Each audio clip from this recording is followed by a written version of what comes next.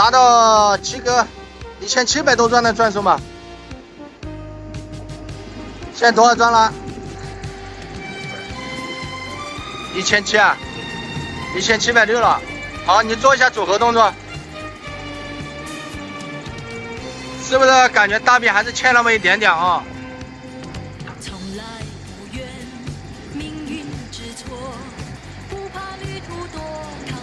赶紧趴下来抬大臂，全部趴下来抬大臂。1、2、3、4、5、6秒到头，大概是6秒到头。还算是1000，你不动了，别动，1730、1760了。调试好的话，我估计等会儿看1500钻能不能达到这个状态啊！我尽量把你匹配好。等一下我们试试看啊！累。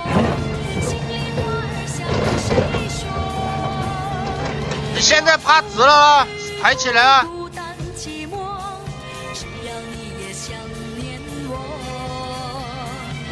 ！1、2、3、4、5。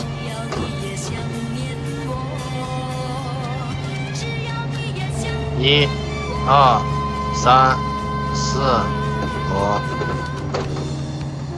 几个？4个。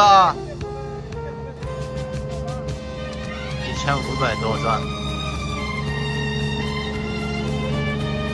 升值了这1500多钻，这一斗子可也不少哦。各位老铁们，今天也由于赶时间的问题，所以老唐动到哪里调过哪里就没有一一的给大家拍视频解析了。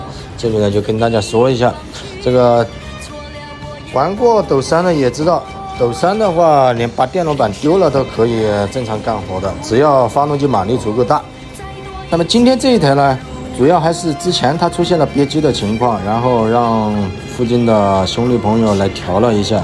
调的有点多了，然后各方面压力数据呢，我全部给它恢复正常了，流量跟发动机的动力需求全部给它匹配之后，现在4格大概就是1500多转，能够正常干活的那种了。发动机动力稍微欠那么一丢丢，这个斗3机呢，一般用个几个月甚至年把的时间，动力它也会下降，所以一般正常的话都需要每年要调试一次的。老唐是这么认为的啊，喜欢老唐的朋友们呢，请看到这了也给老唐一个小小的关注吧，也是对老唐的工作的肯定与认可，谢谢大家。